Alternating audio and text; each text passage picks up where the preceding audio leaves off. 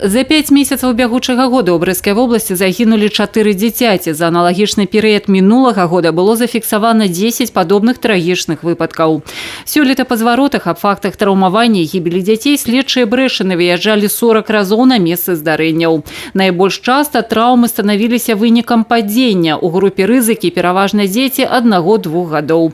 Яшчэ адна праблема, якая актуальна для цёплага перыяду года, гэта выпадзенне дзяцей з вокон жылых дамоў. У вобласці ўжо отбылося 3 подобные здарения.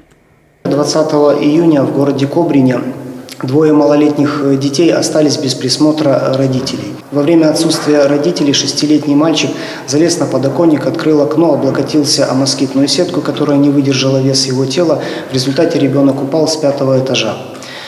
На следующий день, 21 июня, в городе Бресте также малолетние дети, играя дома без присмотра родителей, остались сами. В результате 3-летний ребенок выпал из окна, также облокотившись о москитную сетку. У абодвух выпадках дзеці засталіся жывымі, але найчасцей пры такіх падзеннях пацярпелыя атрымліваюць даволі цяжкія траўмы, часам несумяшчальныя з жыццём.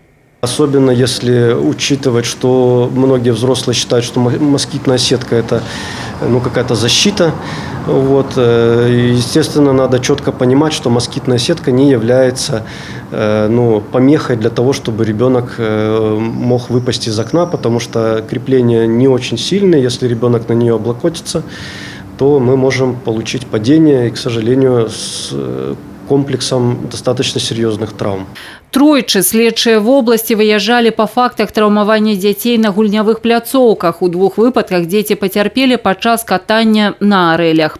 Яшчэ адна небяспечнасць – бытавы траўматызм. Напрыклад, сёлета ўжо тройчы фіксавалі выпадкі, калі дзеці атрымлівалі апёкі, апракідваючы на сябе посуд з гарачай вадкасцю. Вялікую праблему для бяспекі жыцця і здароўя дзяцей прадстаўляе жаданне гуляць у месцах, якія не прызначаны для гэтага. Актуальна гэтая праблема і падчас удзелу дзяцей разам з дарослымі і ў дарожным руху.